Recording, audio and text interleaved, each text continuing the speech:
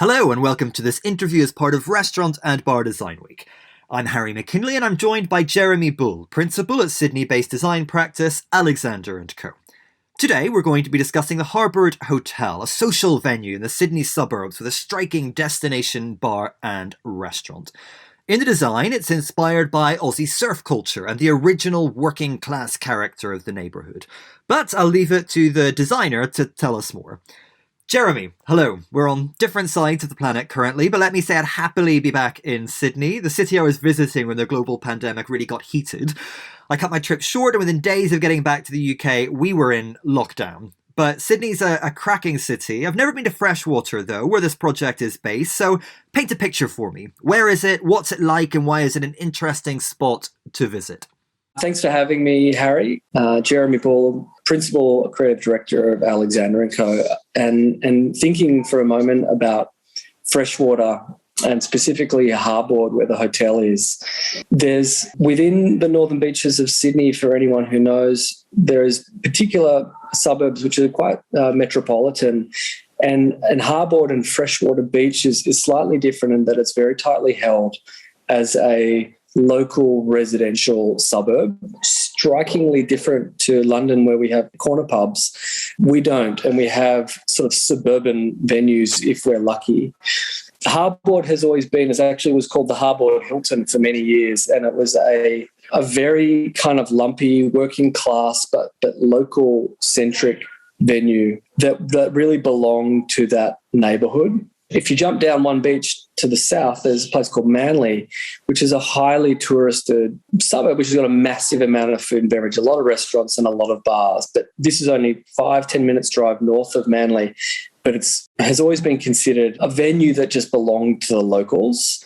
And part of what we were tasked with doing by our client was making it destinational without losing the very important story of origin about this being a local venue.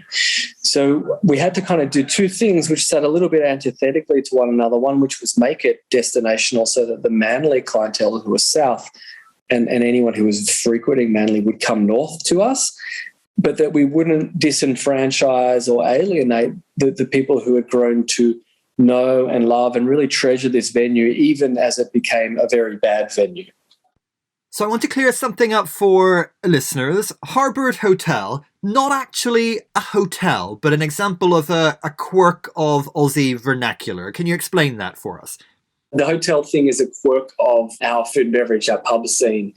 I've worked in 1,000 of these, and historically these venues were over several levels, and there was a pub in the bottom level, and then there was room and accommodation above. Go back 20 or 30 years, there was various codes and conditions which meant that running the hotel became very hard. So fire ordinance, disabled access, acoustic separation. And what happened was a lot of the food and beverage operators just shut down the rooms and kept focusing on the pub where they were making money. But they kept being called hotels, but they weren't really hotels. And so then as property prices start rising and real estate becomes very valuable, go back 10 or 20 years, the value proposition to reinvigorate the levels above that were traditionally accommodation rooms started to stack up financially. And what would happen is that the owners and proprietors would turf out the old rooms and put in more food and beverage. So we had multi-level food and beverage. What basically happened was we had hotels that were no longer hotels, they were just pubs. But for us, the language didn't change. We consider them to be hotels, but they're really not hotels. They're just pubs. In the case of Harbord Hotel, there was accommodation on the levels above, but it was just lived in by the owner of the pub. So he had a whole floor which was divided into different accommodation rooms, but it was just him living in it. So it is a strange quirk of nomenclature that we call them hotels, and they fall under particular zoning of a hotel, but they don't trade or function as hotels. And that's not to say that we don't also call hotels too. So go figure, a hotel could either be a pub or a hotel, and you're supposed to know the difference, and I can't tell you how. I brought up COVID at the beginning only because it had a role to play in this project. Firstly, you were lucky enough to have started on it just before everything went off the rails, which then allowed you to keep going. And it also helped to keep it going at breakneck speed, started and finished within a year. So how did the project come about to begin with? And how did you overcome some of the hurdles that COVID presented? Within the work that we do in Australia specifically, we've been very fortunate in that early in the practice's lifespan, we did a project which was called Watson's Bay Hotel, which was the rejuvenation of a boutique hotel, food and beverage, right on the kind of bay at Watson's Bay, which is a very popular tourist location, but the venue had been owned by a family, had been sort of run into the ground, and we came through and repositioned the business, rejuvenated the business, and it went on to become incredibly successful and had a very prominent brand within Sydney's F&B. From that project, we were sort of plugged into quite similar planning and architectural challenges on the East Coast, including what was later done, which was Burleigh Pavilion, which was a sort of 800 or 900 person venue across 2,000 square metres in Brisbane, but then also sort of brought into projects on the West Coast as well. So we created something of a particular niche, which is coastal Australian large-scale food and beverage venues. So Glenn and Lachlan, who came to us in sort of January, February 2020, pre-pandemic, they had bought the venue. They were not hoteliers, but they were aware of the particular niche within which we had built our portfolio and our reputation. And we had just sort of worked through the negotiation of what the project would be, where we thought the brand could be positioned, and the kind of conceptual programming and timeframe of the project when COVID came. As we all did, went into kind of very rapid fire lockdown with the exclusion of any patrons in the venue, and with the commencement of the project, where the clients have a really long and broad brief for the whole venue. Their imperative was, well, we may as well get going because we're not going to be able to trade this place. During COVID, there was legislation passed to fast track development applications through council with an intention of keeping the construction industry buoyant, keeping people employed. It was what was considered an essential service. So the clients really pushed us to put the development application to council as quickly as possible, but almost just to keep moving in the background.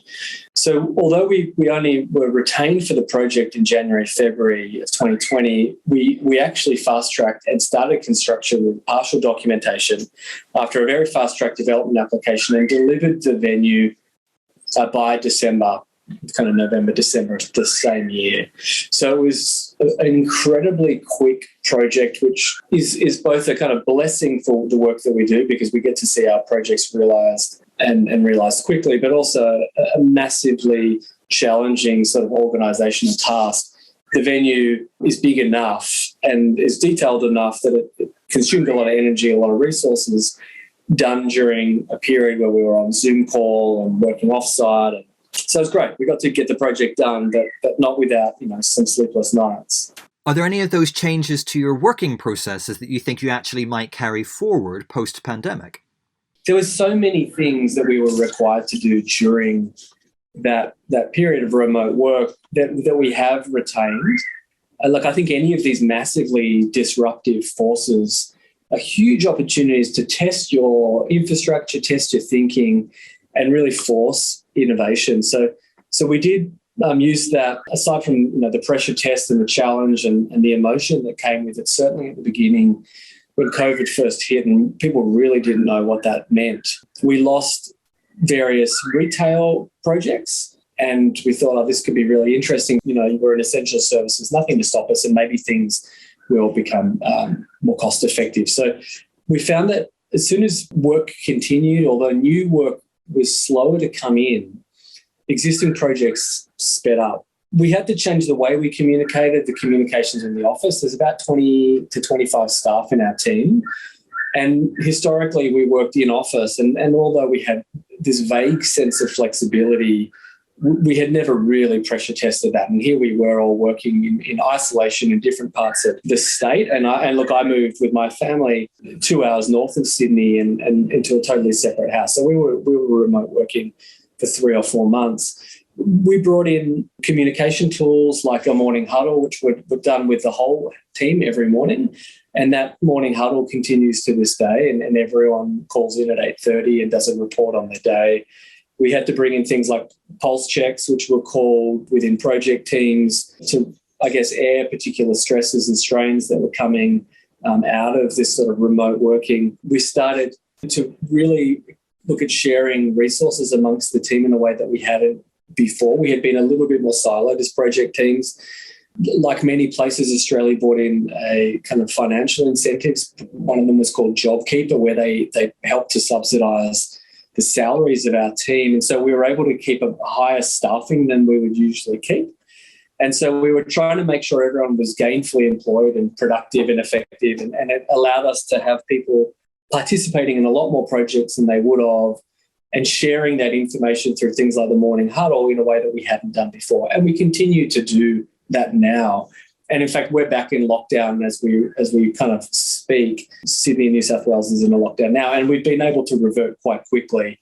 The team comes in, they pick up their desktops or their laptop computers, they move home, and we keep going with the morning huddle, which never stopped. And look, there are massive efficiencies to the lack of travel, to the lack of client meetings, which can be done now in quite discrete, effective windows on Zoom. And then there's also just Zoom fatigue. You know, our leadership who might sit across 8 or 9 projects, by the end of the day, and they've done 10 to 15 Zoom meetings, you know, they're pretty clapped out. So we're back to finding the balance of the efficiency of being able to work from place, and also the strains of sitting down on Zoom for hours and hours and hours and speaking kind of incessantly.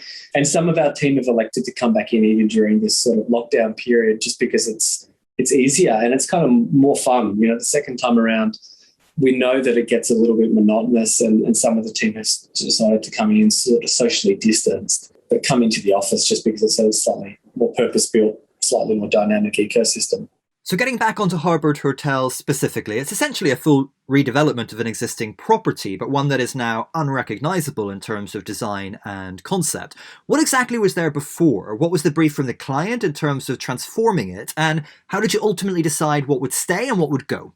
The building is particular insofar as it's a heritage item, which means that some of the fabric, particularly the external presentation of the building and the window openings, roof forms, couldn't be changed under an internal sort of fast-track type application. And what we wanted to do was to be able to move as quickly as we could so that the venue could be launched whilst risk mitigating the project. So we actually broke the project into various phases of works, from the interior replanning and repositioning of the business to the external reconfiguring and addition of amenity on the upper floors.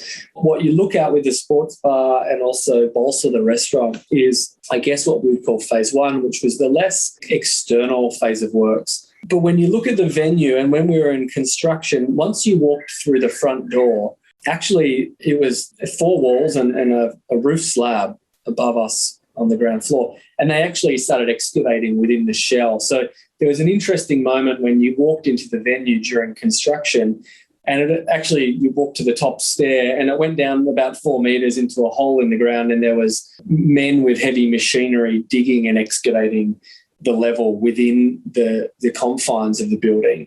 So it was really caught out. You know, the building was more or less fully emptied of its internal contents, aside from the existing stair, which was considered to be of heritage significance.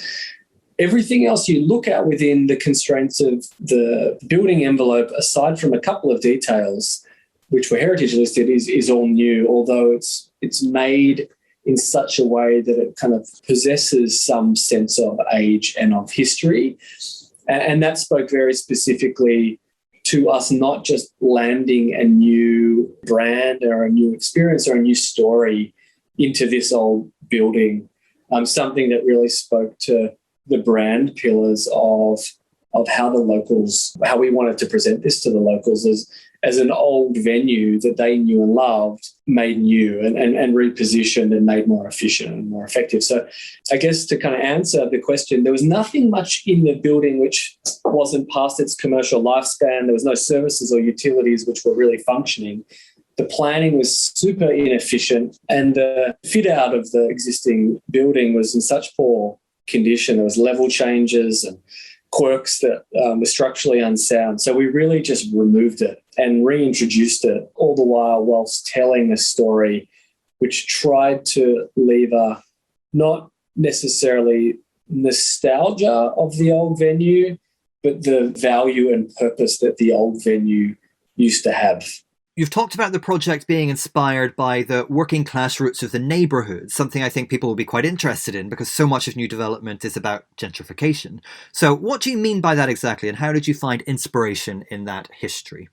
So Harbord and Freshwater Beach was quite close to Manly, which is a sort of small metropolis in the Northern Beaches. And Harbord, given that it hasn't gone through the sort of commercialisation of Manly, it's considered a sort of old school suburb now as we stand, but maybe an old school suburb which has gone up sort of really massively in real estate value. So it sort of sits in this slightly strange paradigm that it's coastal, it's kind of beachy and it's relaxed, but it's not beachy and relaxed for the blue collar workers that it once housed. The history of Harbord and Freshwater is that it was much more working class, I guess is the word you use, but it was really blue collar workers, labourers, construction industry.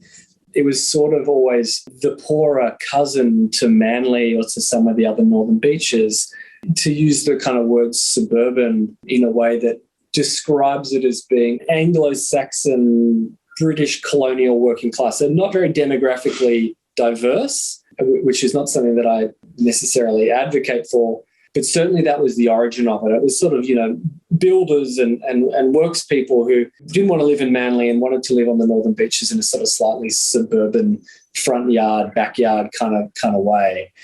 Something of that charm has continued, and something of the desire to live in that space has continued, all the while the property prices have continued to increase and gentrification has sort of taken that market. So I think people still have the memory of it being a tightly held suburb that felt very local-centric, but it no longer services the sort of blue-collar demographic that it did, and it's become much more demographically diverse.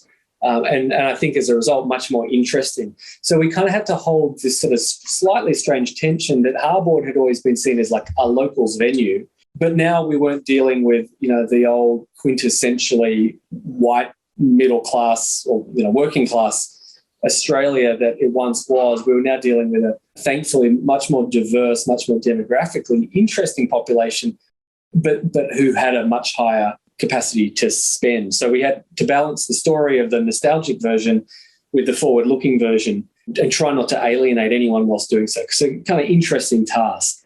The design synopsis talks about the project being inspired by the original working class character of the neighbourhood, but also by Aussie surf culture. So how do those two things intersect? I'm assuming that the latter is really speaking to the venue's coastal location. We found these old reference images and old images of these pubs, and they're kind of crazy when you look at them now, because it's just groups of men with kind of moustaches in very small shorts who look like they've either come from the beach or come from a long day of work, and you're not sure which.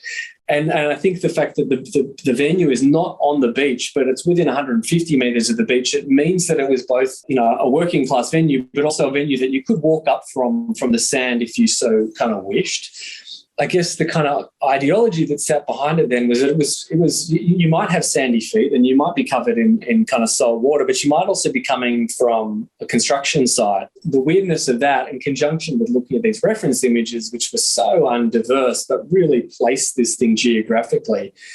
The challenge was, well, how do we bring in storytelling, which is probably more specifically beach storytelling, without it becoming a beach pastiche, you talk about this sort of surfboard thematic. How do we allow it to reference more clearly the beach? Because although you can't see the beach well, it's geographically so close to it. It felt like an obvious thing to want to leverage into our story, but also still feel like a kind of local pub. And the way that the venue starts to separate itself into functions starts to quite clearly answer for these different functions. We have a sports bar, which is to the leeward side of the venue, which really has no glimpses of anything to do with the beach. It has kind of concrete floors, exposed ceilings, posters on the wall, and feels like it's the old pub.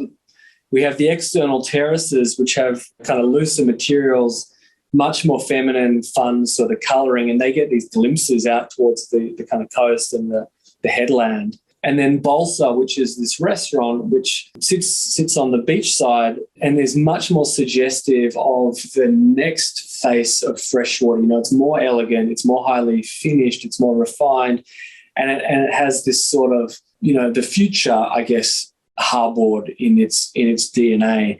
So there are these sort of stories that start getting told through the different portions of the venue, where I might choose to go to one part of the venue but not the other. And then we've tried to pull them all together with some sort of red thread, which is the story of the old harbour, the story of the local venue, whilst allowing me to inhabit different parts and without disenfranchising or alienating someone who would choose to sit in one place and not another.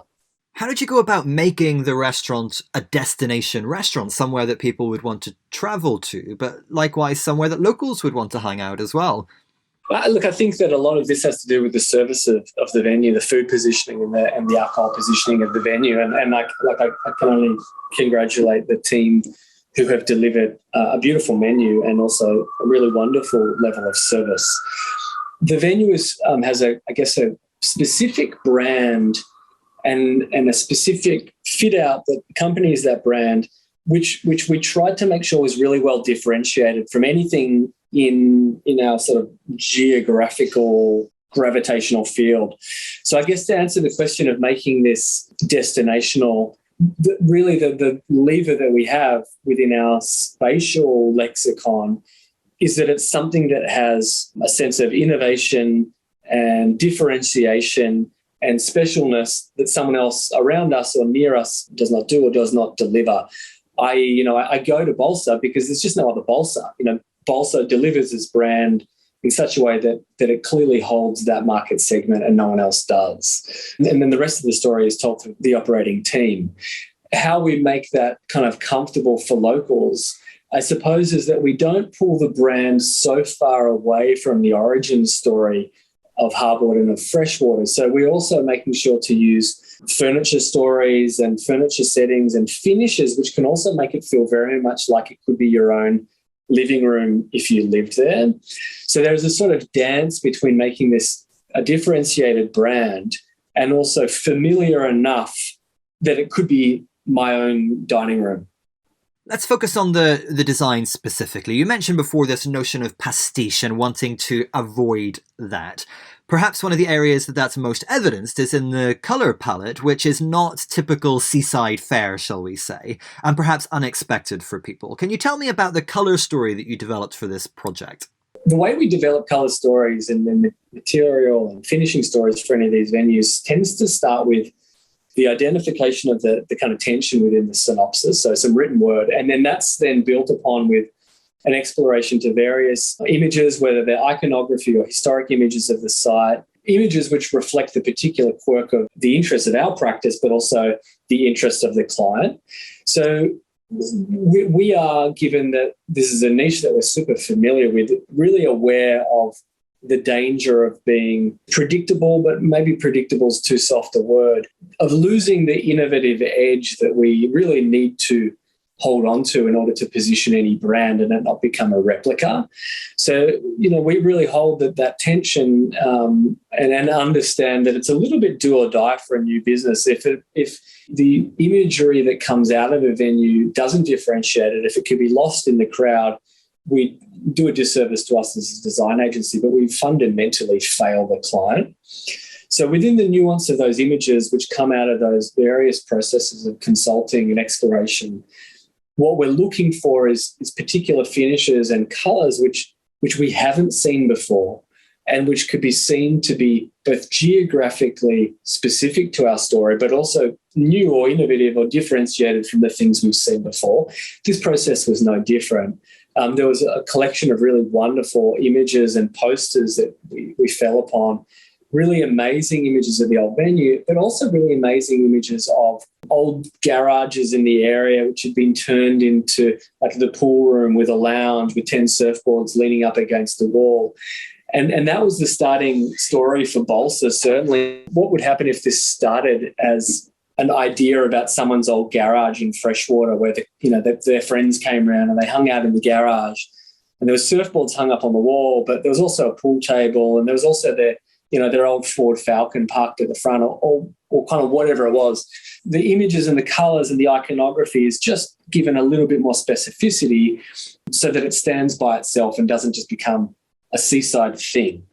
It almost goes without saying that from furniture makers to artists, it takes a village on a project like this. So who did you collaborate with and what do they bring to the table in terms of craft and creativity?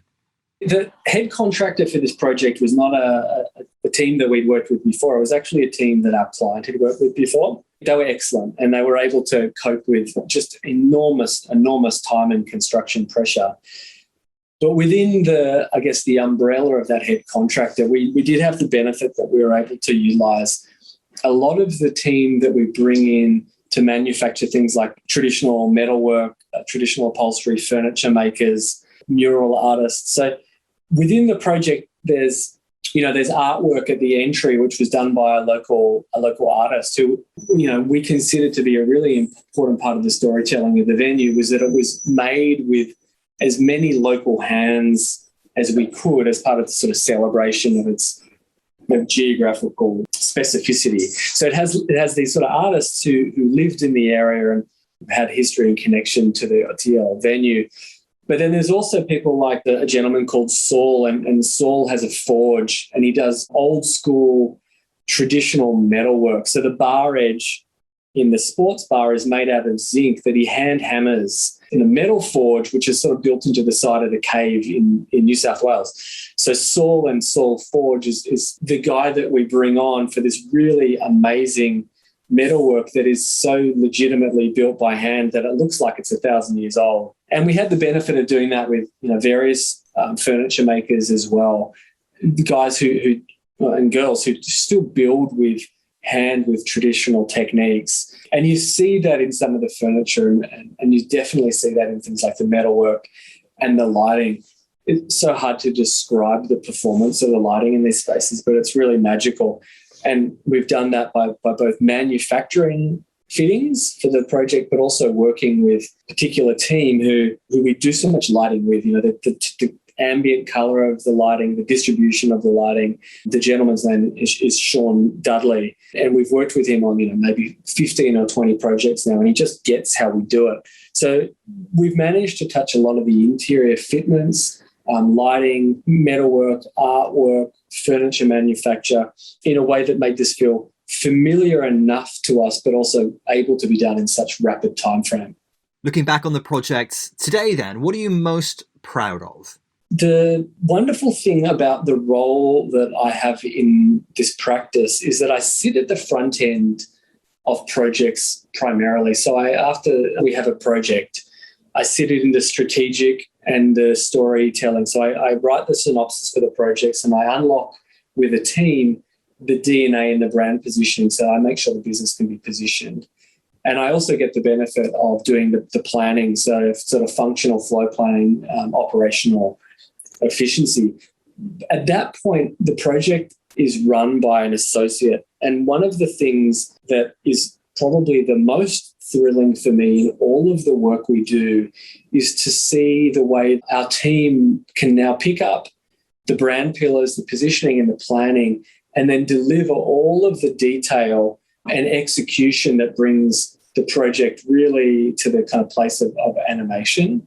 So I think that for me that there is lots and lots and lots of individual and unique elements, but if I was just to give it a headline, it's the fact that we have a team who so beautifully knows the work that we do and is so wonderful in their autonomy and in their creative passion that they're able to give details that I would never dream of to the actual execution of the fit out. So for me, when I walked in after a long time in COVID and having initially set up the brand but then not executed, is that these moments of uniqueness that a team can bring, which are way outside of my field of thinking, for me makes the projects both a project that we have done, but also a project that for me is quite new. And it's that sort of thinking that allows me then to go, that thing that in this project, Sophie Harris, who is the associate, that thing that Sophie did that I never saw coming, I'd like to now go and build on that in the next project. So we kind of are able to leapfrog over each other and use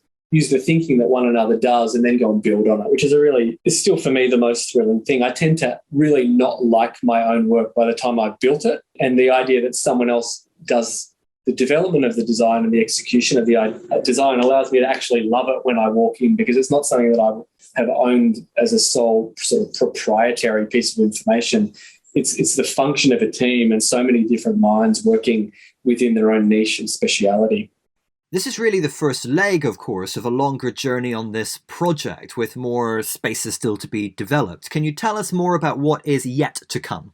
We're working on the project, Harry, at the moment. Within the confines of our building, there's another level above us, which is another food and beverage level, sort of music function space, bar, restaurant.